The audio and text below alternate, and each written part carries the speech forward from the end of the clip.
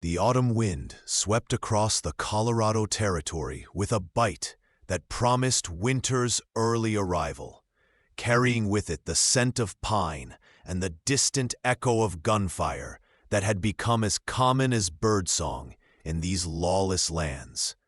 Sarah McKenna pulled her worn shawl tighter around her shoulders as she stepped onto the creaking porch of the general store, her green eyes scanning the dusty main street of Copper Creek with the wariness of a woman who had learned that survival meant never letting your guard down. At 24, Sarah possessed a beauty that seemed almost out of place in this rough frontier town. Auburn hair that caught fire in the sunlight, skin that still held traces of Eastern refinement, despite months under the harsh Western sun, and a spirit that refused to be broken, despite everything the wilderness had thrown at her. She had come west with her late husband Thomas, chasing dreams of gold and a new life, only to find herself widowed and alone when a mine collapse claimed him 6 months ago. Hey there, friend! Before we dive deeper into Sarah's story, I'd love for you to hit that subscribe button if you're enjoying this tale of love and survival in the Old West. And tell me in the comments, what city are you watching from? I love connecting with folks from all over. Now, the town of Copper Creek buzzed with the usual afternoon activity. Miners heading home with dirt-stained faces and empty pockets, saloon girls preparing for the evening rush, and merchants closing up their shops as shadows grew long. But Sarah's attention was drawn to the commotion near the sheriff's office, where a crowd had gathered around a man unlike any she had ever seen. He stood nearly 6.5 feet tall, with shoulders broad enough to block out the sun, and arms that strained against the fabric of his buckskin shirt. His hair was dark as a moonless night, hanging past his shoulders in waves that spoke of months spent in the wilderness, and his face bore the weathered lines of a man who had stared down death more times than he cared to count. But it was his eyes that made Sarah's breath catch, steel gray and piercing, like storm clouds gathering over the mountains. "That's Jake Morrison," whispered Mrs. Henderson, the baker's wife, appearing at Sarah's elbow with the eagerness of someone who lived for gossip. "They call him the Mountain Ghost. Been living up in them peaks for nigh on 5 years now, ever since—" she lowered her voice conspiratorially, "ever since his whole family was massacred by raiders. Some say he's half wild now, more beast than man." Sarah watched as Jake Morrison spoke quietly with Sheriff Coleman, his voice too low to carry, but his posture suggesting barely contained violence.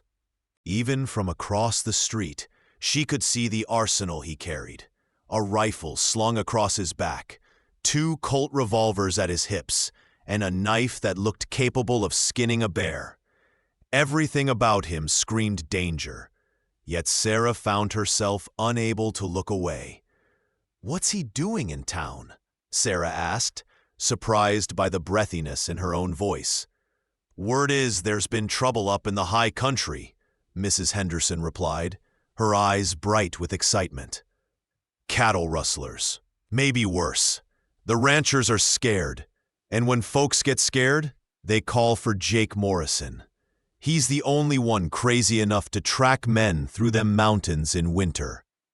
As if sensing her scrutiny, Jake's head turned, and his gray eyes locked onto Sarah's green ones across the dusty street. The impact was immediate and electric, like lightning striking twice in the same spot. For a moment that stretched into eternity, the world around them seemed to fade away. The noise of the town, the bustle of daily life, even the cold bite of the wind. There was only the space between them and the invisible thread that seemed to connect their souls. Sarah felt heat rise in her cheeks and quickly looked away, but not before she caught the slight narrowing of his eyes, as if he were trying to solve a puzzle. She hurried back into the general store, her heart hammering against her ribs like a caged bird desperate for freedom. "You all right, Mrs. McKenna?" asked Henry Walsh, the store owner, looking up from his ledger with concern. "You look like you've seen a ghost." "I'm fine," Sarah managed, though her voice sounded strange even to her own ears. "Just the cold, I think." But as she gathered her meager supplies, flour, beans, and a small piece of salt pork that would have to last her the week, Sarah couldn't shake the image of those storm-gray eyes, or the way they had seemed to see straight through to her soul. She had been a widow for 6 months, had convinced herself that part of her heart had died with Thomas in that mine collapse. Yet one look from a dangerous stranger had awakened something she thought was buried forever. The bell above the door chimed, and Sarah didn't need to turn around to know who had entered. She could feel his presence like heat from a forge, could smell the scent of pine and leather, and something indefinably masculine that made her pulse quicken. She kept her eyes fixed on the shelves in front of her, pretending to study the selection of canned goods with intense concentration. "Ma'am?" came a voice like whiskey and smoke, rough from disuse, but carrying an undertone of surprising gentleness. Sarah turned slowly and found herself looking up into Jake Morrison's face from a distance of mere feet. Up close, he was even more imposing and more beautiful, in a wild, untamed way that made her think of wolves and winter storms. A scar ran from his left temple to his jaw, and his hands, she noticed, bore the calluses and scars of a man who had fought for every day of his life. "Mr. Morrison," she replied, proud that her voice remained steady, despite the way her heart was racing. His eyes studied her face with an intensity that made her feel exposed, as if he could read every secret she had ever kept. "You're the widow McKenna," he said, and it wasn't a question. "I am." Sarah lifted her chin, meeting his gaze directly. She had learned that showing weakness in this territory was an invitation for trouble, and despite the way this man affected her, she wouldn't cower. "Heard about your husband," Jake said quietly. "Mining's dangerous work. I'm sorry for your loss." There was something in his voice, a note of understanding that suggested he knew what it meant to lose someone important. Sarah felt her defensive walls crack just slightly. "Thank you. That's kind of you to say." Jake nodded once, then seemed to hesitate, as if wrestling with himself. Finally, he spoke again. "This town's getting more dangerous by the day. Woman alone." He trailed off, but his meaning was clear.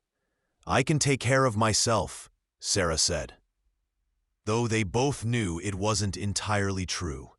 She had Thomas's old rifle, but she was a poor shot at best, and her small cabin on the outskirts of town was isolated and vulnerable. Something that might have been a smile ghosted across Jake's lips.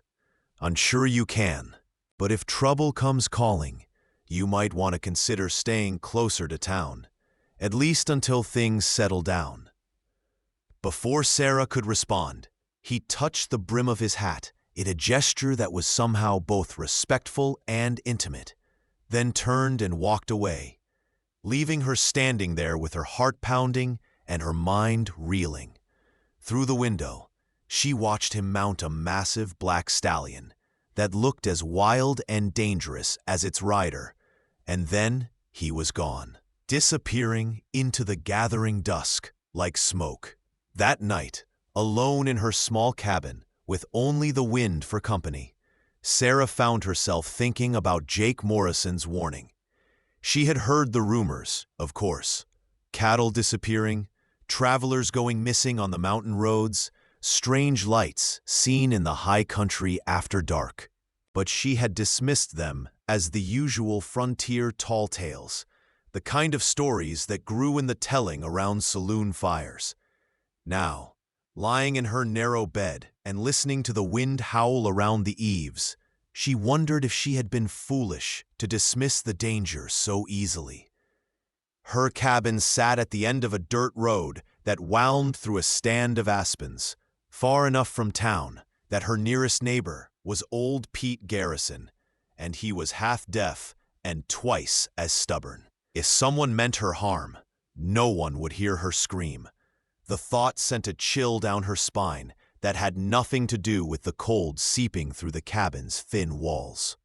She pulled her quilt up to her chin and tried to push away the image of steel-gray eyes and the memory of a voice like whiskey and smoke, warning her to be careful. But sleep, when it finally came, brought dreams of mountain storms and wolves, and a man who moved through the wilderness like a ghost, always just out of reach. The next morning dawned gray and bitter, with snow clouds gathering over the peaks, like an army preparing for battle. Sarah woke to the sound of her chicken squawking in distress, and knew immediately that something was wrong. She grabbed Thomas's rifle from beside the door and stepped onto the porch, her breath forming white clouds in the frigid air. The chicken coop had been torn apart, feathers scattered across the yard like fallen snow. But it wasn't the work of a fox or coyote. The damage was too systematic, too deliberate. Someone had been here during the night, someone who wanted her to know they could reach her whenever they chose. Sarah's hands shook as she examined the destruction, and not just from the cold. This was a message, a warning, and she understood it perfectly. She was alone, vulnerable, and someone wanted her to be afraid. The sound of hoofbeats on the dirt road made her spin around. Rifle raised, but her fear transformed into something else entirely when she saw the black stallion and its rider emerging from the morning mist like something out of a dream.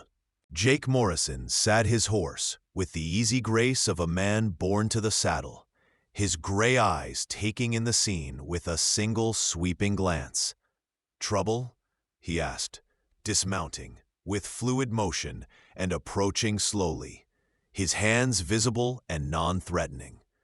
"Someone was here last night," Sarah said, lowering the rifle, but not setting it aside. "They killed my chickens." Jake knelt beside the destroyed coop, his fingers tracing the splintered wood with the expertise of a tracker reading sign. "Not killed," he said quietly. "Taken. And this wasn't random." "What do you mean?" He stood, his face grim. "Whoever did this knew exactly what they were doing. They wanted to scare you, but they also wanted to send a message. The question is why." Sarah felt a chill that had nothing to do with the weather. "I don't understand. I'm nobody special. I don't have anything worth stealing." Jake's eyes met hers, and she saw something flicker in their depths. Anger, perhaps, or something deeper and more dangerous. "You're a woman alone on the frontier. That makes you valuable to the wrong kind of men." The implications of his words hit her like a physical blow, and Sarah had to grip the porch railing to keep her knees from buckling. She had been naive, she realized, thinking that her isolation protected her. In reality, it had made her a target. "What should I do?" she whispered, hating the way her voice shook, but unable to control it. Jake was quiet for a long moment, his gaze moving from the destroyed coop to the surrounding forest, reading the landscape like a book written in a language only he understood. Finally, he looked back at her, and Sarah saw something in his expression that made her breath catch. "Pack what you need," he said quietly. "You're coming with me." "I can't just leave," Sarah protested, though part of her wanted nothing more than to accept his protection. "This is my home. It's all I have left of Thomas." "Your husband's dead," Jake said bluntly, though not unkindly. "You want to join him? You stay here and wait for whoever did this to come back. You want to live? You come with me." Sarah stared at him, torn between fear and something that felt dangerously like hope. This man was a stranger, potentially as dangerous as whatever threat had visited her in the night. But when she looked into his eyes, she saw something that made her decision for her. She saw someone who understood what it meant to lose everything and keep fighting anyway. "Where would we go?" she asked. "My cabin's up in the high country," Jake replied. "Hidden, defensible, and far enough from civilization that most folks don't even know it exists. You'll be safe there while I figure out who's behind this." "And then what?" Jake's smile was sharp as a blade and twice as dangerous. "Then I deal with them." The way he said it sent a shiver down Sarah's spine, but not entirely from fear. There was something primitive and appealing about the idea of having someone willing to fight for her, to stand between her and the dangers of this harsh land. She had been strong for so long, had carried the burden of survival alone since Thomas's death. The thought of sharing that weight, even temporarily, was almost overwhelming. "I'll need an hour to pack," she said, and saw something that might have been approval flicker in Jake's gray eyes. "Take what you need to survive," he said. "Everything else is just weight." As Sarah hurried into the cabin to gather her belongings, she tried not to think about what she was doing, leaving everything familiar behind to follow a man she barely knew into the wilderness. But as she folded her few dresses and packed her mother's Bible, she couldn't shake the feeling that this moment had been inevitable from the first time their eyes met across that dusty street. Outside, she could hear Jake moving around the property, and when she glanced through the window, she saw him examining the ground around the cabin with the focused intensity of a predator tracking prey. Whatever he found there made his expression darken, and Sarah felt another chill of fear. When she emerged with her carpet bag and a small trunk containing her most precious possessions, Jake was waiting beside his horse, holding the reins of a second mount, a gentle-looking mare with kind eyes. "Where did you get her?" Sarah asked, approaching the horse cautiously. "Borrowed her from the livery," Jake replied. "Told Henderson you'd be needing transportation for a while." "You told him I was leaving with you?" Sarah felt heat rise in her cheeks as she imagined the gossip that would generate. Jake's expression was unreadable. "I told him you were in danger and needed protection. What he makes of that is his business." Sarah nodded, understanding that her reputation was the least of her concerns right now. She allowed Jake to help her mount the mare, trying to ignore the way her skin tingled where his hands touched hers. And then they were riding away from the only home she had known in this territory, heading into the mountains as snow began to fall in earnest.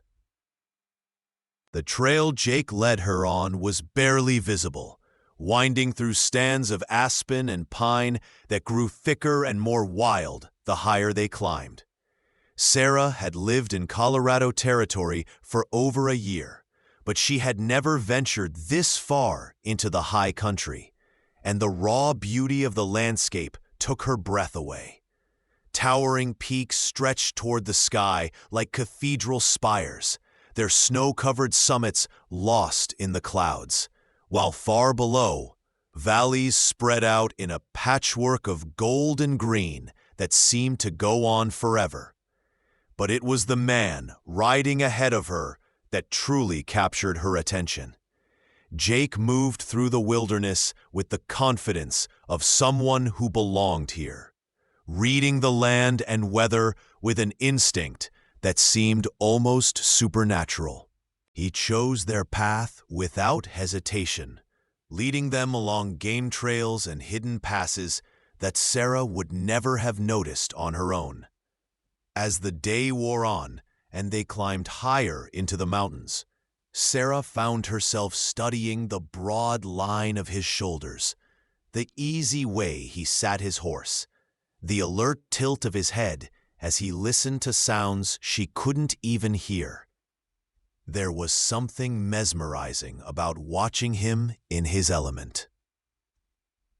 Like observing a wolf in its natural habitat. "How much farther?" she called when they paused to rest the horses beside a mountain stream. "Another hour, maybe two," Jake replied, dismounting to let his stallion drink. "Depends on the weather." As if summoned by his words, the wind picked up, driving the snow harder and reducing visibility to mere yards. Sarah pulled her cloak tighter around herself, but the cold seemed to seep through every layer of clothing she wore. Jake noticed her shivering and moved closer, his presence immediately warming the air around her.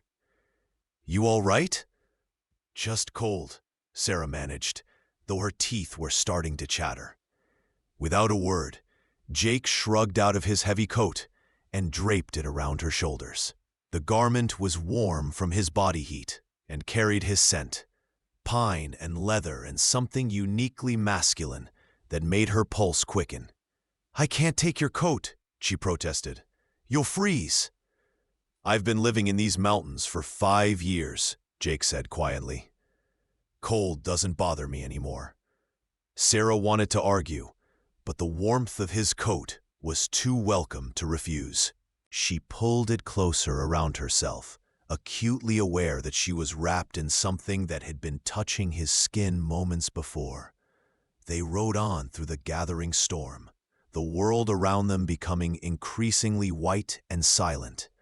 Sarah began to worry that they would lose the trail entirely, but Jake never hesitated, guiding them through the blizzard with the confidence of a man who could navigate these mountains blindfolded. Just when Sarah thought she couldn't endure the cold any longer, Jake raised his hand and pointed ahead.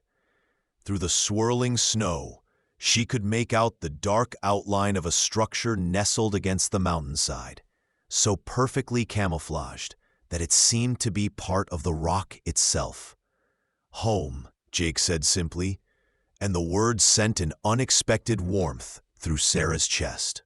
The cabin was larger than she had expected, built from massive logs that had been fitted together with the skill of a master craftsman.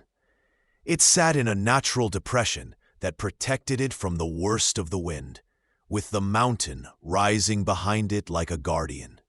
Smoke rose from the chimney, and warm light glowed in the windows, making it look like something from a fairy tale. Jake helped her down from her horse, his hands lingering on her waist for just a moment longer than necessary, and Sarah felt that familiar electric current pass between them. Their eyes met in the swirling snow, and for a heartbeat, the world seemed to hold its breath. "Welcome to my mountain," Jake said softly, his voice barely audible over the wind. As he led her toward the cabin door, Sarah realized that she was about to cross a threshold that would change everything. Behind her lay the life she had known, safe, predictable, but ultimately empty.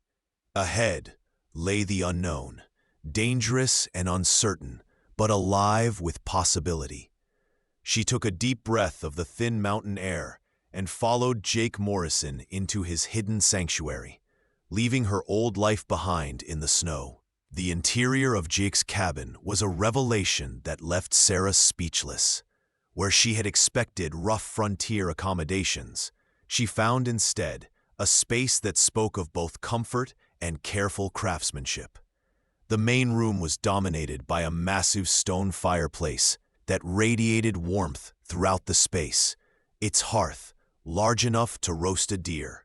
Hand-hewn furniture filled the room, a sturdy oak table, chairs that looked like they could last a century, and shelves lined with more books than Sarah had seen outside of Denver. "This is beautiful," she breathed, turning slowly to take it all in. The walls were decorated with Native American blankets and what looked like Jake's own artwork. Detailed sketches of wildlife and mountain landscapes that revealed an unexpected artistic talent. Jake seemed almost embarrassed by her praise, shrugging as he moved to stoke the fire. "Gets lonely up here. A man needs projects to keep his hands busy." Sarah noticed that he had built everything himself: the furniture, the shelves, even the intricate stonework around the fireplace. It spoke of years of solitary labor, of a man who had poured his grief and isolation into creating something beautiful and lasting. "How long did this take you?" she asked, running her fingers along the smooth surface of the table. "About 3 years to get it livable," Jake replied, hanging his gun belt on a peg by the door. "Been adding to it ever since." The simple act of him removing his weapons made Sarah realize how much trust he was showing her. Out here, a man's guns were his life, and Jake had just set them aside in her presence without a second thought. "You must have been a carpenter before," she began, then stopped, realizing she was about to pry into whatever tragedy had driven him to these mountains.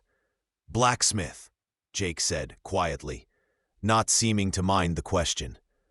"Had a shop in a little town called Cedar Falls, about 50 miles north of here. Made horseshoes and farm tools mostly, but I always liked working with wood in my spare time." Sarah heard the past tense and understood that Cedar Falls, like her own previous life, was something that no longer existed. "What happened to it?" Jake was quiet for so long that Sarah thought he wouldn't answer. When he finally spoke, his voice was carefully controlled, as if he were discussing someone else's life. "Raiders hit the town 5 years ago, burned everything, killed anyone who tried to stop them. My wife Emma, my daughter Lucy." He paused, staring into the fire. "They were visiting Emma's sister when it happened. I was out checking trap lines in the mountains." The pain in his voice was so raw that Sarah felt tears prick her eyes. She understood now why he had retreated to these heights, why he lived like a ghost among the peaks. He was running from the same thing she was, the unbearable weight of survivor's guilt. "I'm sorry," she whispered, the words inadequate but heartfelt. Jake nodded once, then seemed to shake himself back to the present. "You'll want to get out of those wet clothes before you catch your death. There's a room through there you can use." He gestured toward a doorway that led to what Sarah assumed was a bedroom. The thought of undressing in this man's home, of being so vulnerable in his presence, sent a flutter of nervousness through her stomach. "I'll heat some water for washing," Jake continued, seemingly oblivious to her internal turmoil. "And there's stew on the fire if you're hungry." Sarah nodded gratefully and gathered her carpet bag, then made her way to the room Jake had indicated. Like the main living area, it was simply but beautifully appointed, with a comfortable-looking bed covered in thick quilts and a washstand that had been carved from a single piece of pine. A window looked out over the valley below, though now it showed only swirling snow and darkness. As Sarah changed into dry clothes, she tried not to think about the fact that she was alone in the wilderness with a man she barely knew, a man who carried enough weapons to outfit a small army and who had admitted to living like a hermit for 5 years. Everything rational told her she should be afraid, should be planning her escape back to civilization. Instead, she found herself thinking about the pain she had heard in his voice when he spoke of his lost family, the careful way he had helped her from her horse, the trust he had shown by removing his guns in her presence. This was not a man who meant her harm. This was a man who understood loss and was trying to protect her from experiencing more of it. When she emerged from the bedroom, she found Jake ladling stew into 2 bowls at the table. He had changed clothes as well, trading his buckskins for a simple wool shirt and dark trousers that somehow made him look less like a dangerous mountain man, and more like, well, like a man. A very attractive man whose presence made her pulse quicken in ways she was trying hard to ignore. "Smells wonderful," Sarah said, taking the seat he indicated. "I haven't had a proper meal in days." "Venison and vegetables from my garden," Jake replied, settling across from her. "Nothing fancy, but it's filling." The stew was delicious, rich and hearty and warming her from the inside out. As they ate, Sarah found herself stealing glances at her host, noting the way the firelight played across his features, softening the harsh lines and making him look younger, less haunted. "Tell me about your husband," Jake said suddenly, and Sarah nearly choked on her stew. "Thomas?"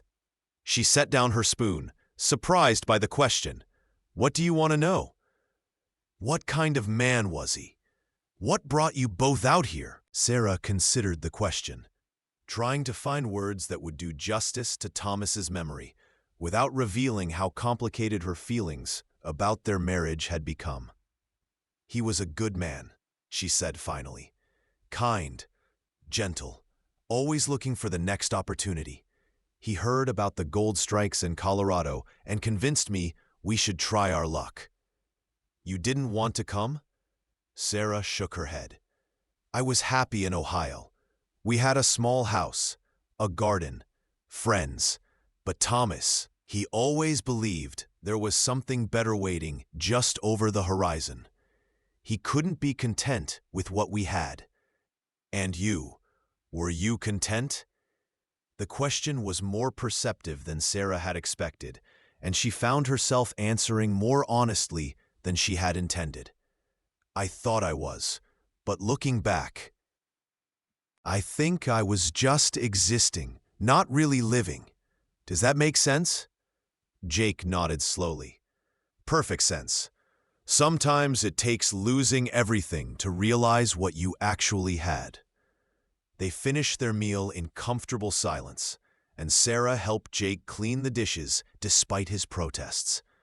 Working beside him at the wash basin, their hands occasionally brushing as they passed plates and utensils, Sarah felt a domestic intimacy that she had never experienced with Thomas. Her marriage had been built on duty and affection, but this, whatever this was, felt different, electric, dangerous.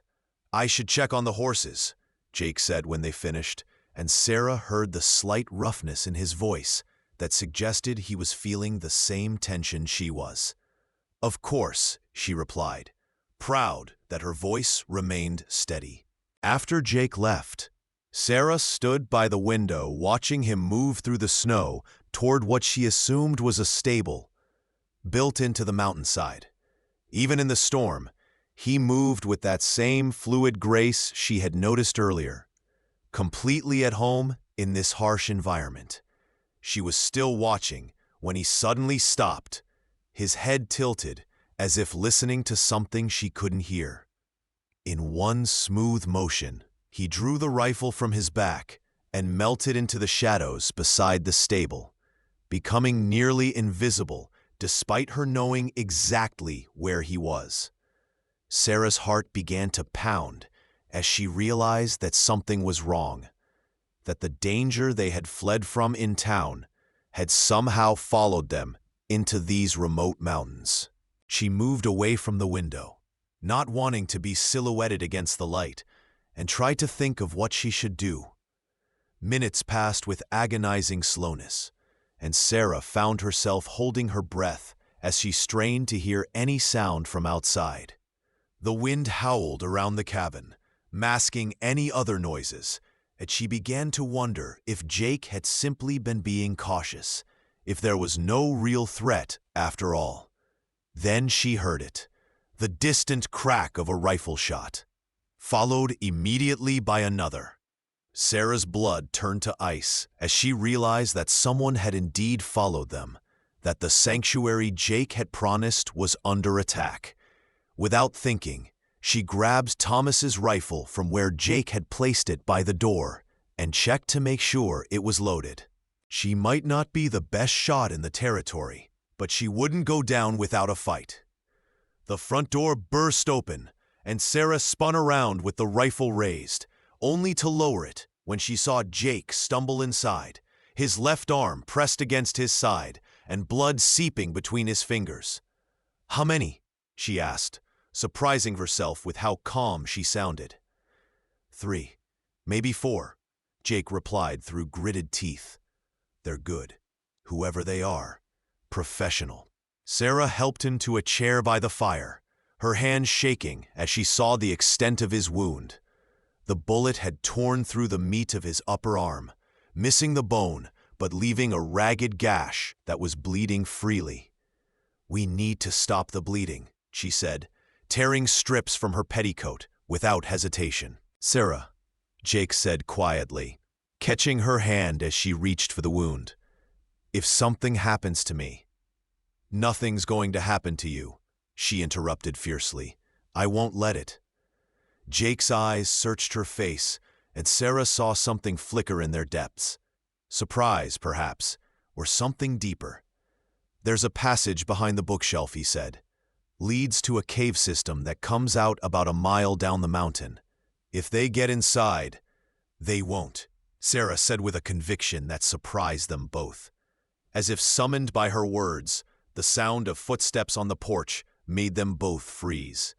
Sarah quickly finished bandaging Jake's arm, then moved to the window, rifle in hand. "3 men," she whispered, peering through a gap in the curtains. "They're spreading out around the cabin."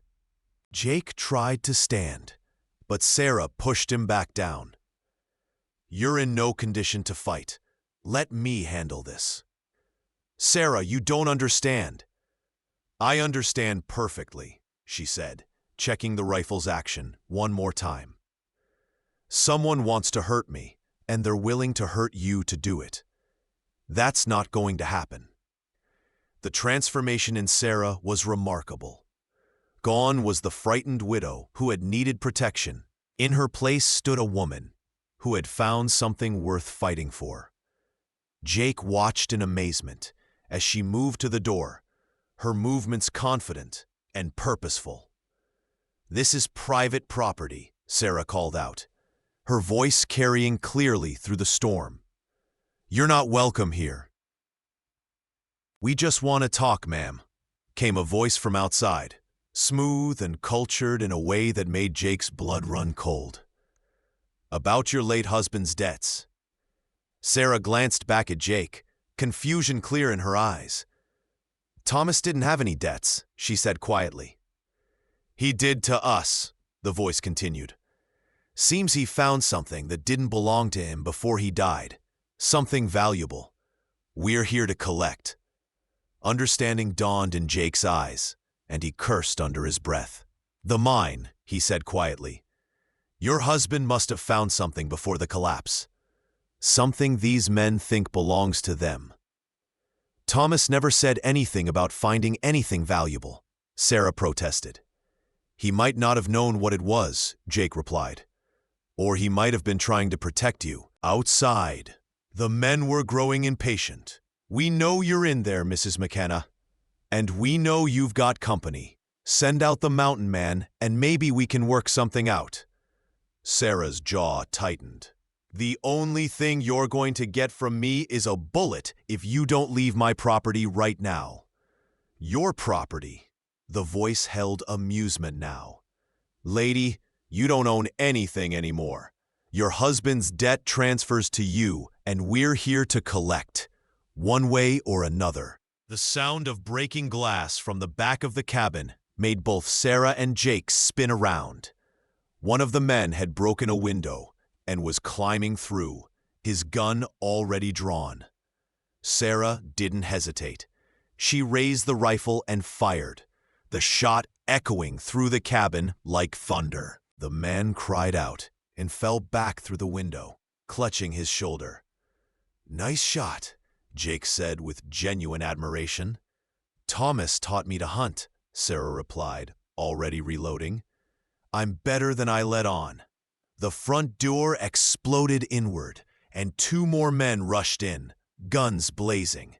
Sarah dove behind the table as bullets splintered the wood around her, while Jake, despite his wound, rolled toward his gun belt and came up with both Colts drawn. The gunfight that followed was brief but intense. Jake, even wounded, was a force of nature, his guns speaking with deadly accuracy. Sarah provided covering fire, her rifle barking again and again as she kept the attackers pinned down. When the smoke cleared, two men lay dead on the cabin floor, and the third, the one Sarah had wounded, was nowhere to be seen. "He's getting away," Sarah said, starting toward the broken window.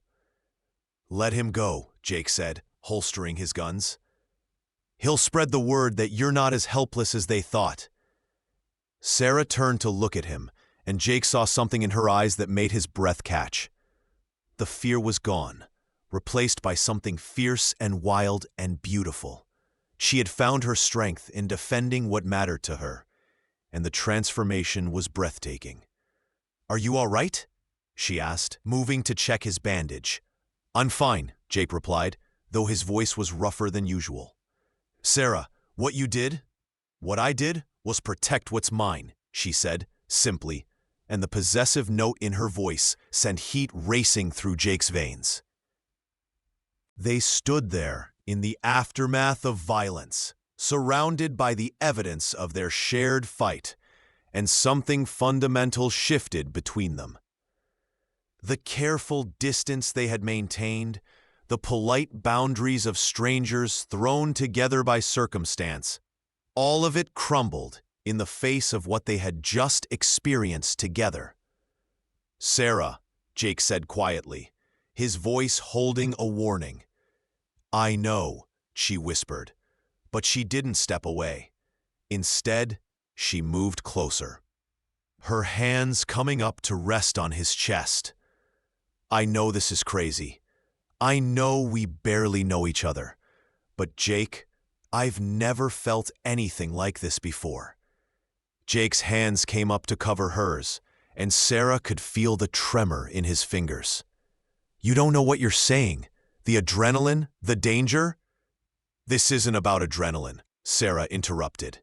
"This is about the way you looked at me in town, the way you risked your life to protect me, the way I feel when you're near me. Like I'm finally awake after years of sleepwalking." Jake stared down at her, his gray eyes stormy with conflicted emotions. "Sarah, I'm not a good man.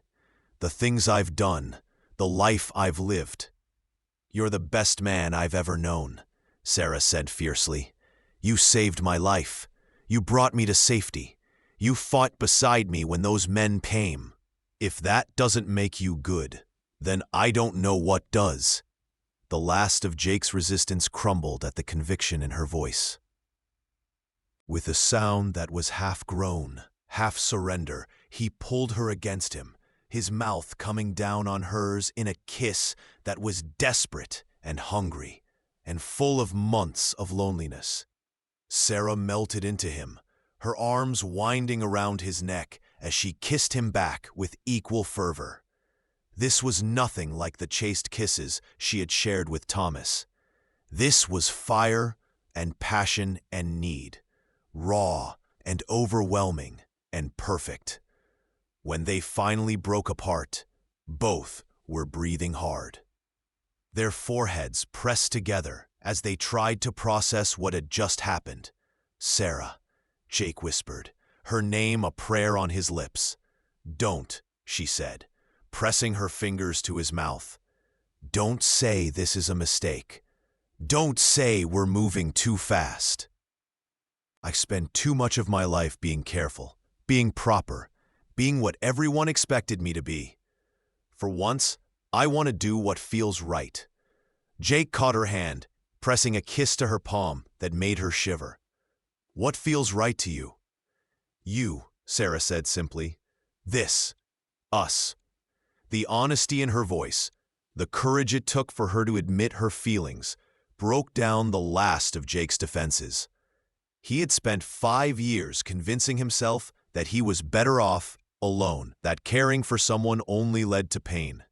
But looking into Sarah's green eyes, seeing the strength and passion and life that blazed there, he realized that some risks were worth taking.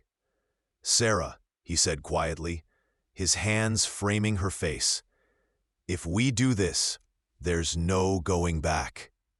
I'm not a man who does anything halfway." "Good," Sarah replied, her smile radiant. "Neither am I." This time when he kissed her, it was with the promise of forever, with the understanding that they had both found something worth fighting for. Outside, the storm raged on, but inside the cabin, 2 wounded souls had found healing in each other's arms. As Jake carried her toward the bedroom, Sarah caught sight of their reflection in the dark window, a mountain man and a widow who had found love in the most unlikely of circumstances. Tomorrow would bring new challenges, new dangers to face, but tonight they had each other, and that was enough. The bedroom was warm and intimate, lit only by the glow from the fireplace in the main room. Jake set Sarah down gently beside the bed, his hands trembling slightly as he reached up to touch her face.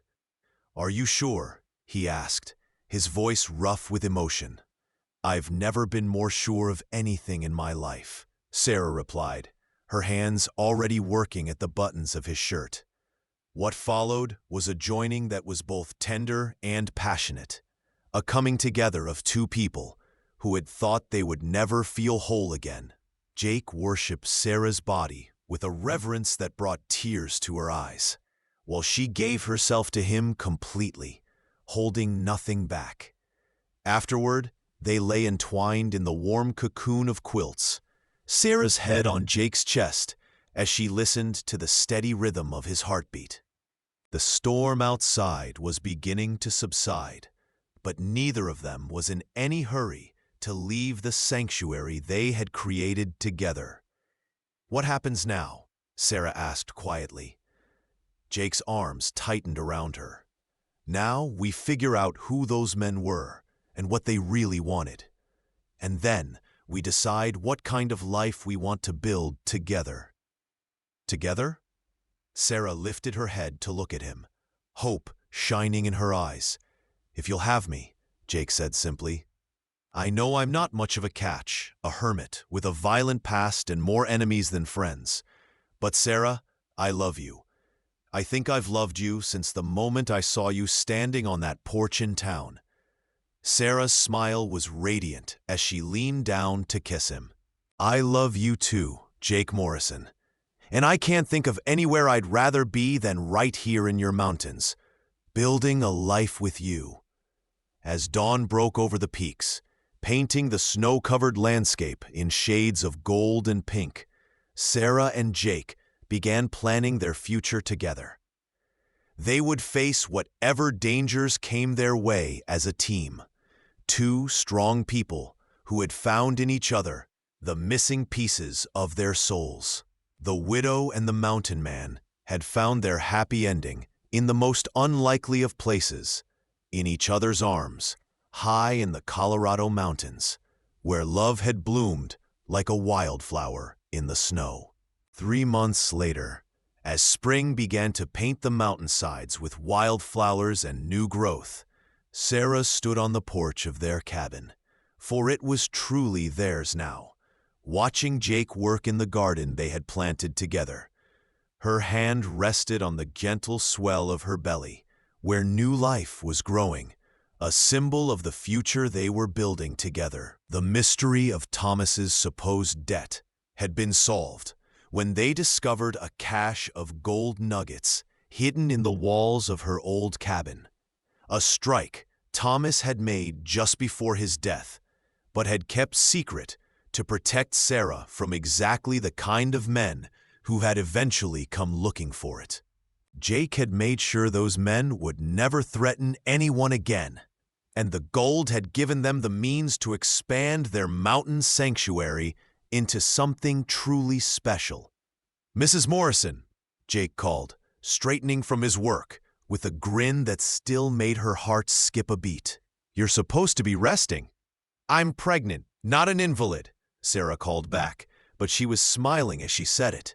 "Besides, someone needs to make sure you're planting those beans in straight rows." Jake laughed, the sound echoing off the mountain walls like music.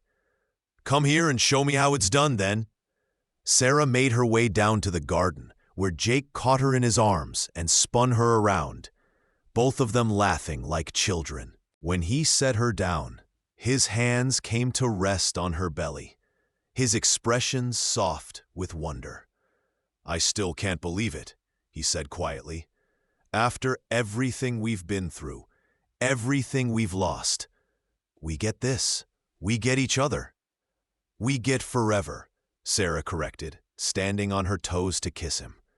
As they stood there in their mountain garden, surrounded by the wild beauty of the Colorado peaks, Sarah reflected on the journey that had brought them together. She had come to the frontier as one man's wife and found herself as another man's equal partner. She had discovered strength she never knew she possessed, and love deeper than she had ever imagined possible. "Don't move," Jake growled playfully in her ear as he held her close, echoing the words that had started their story. Sarah smiled, her arms tightening around him.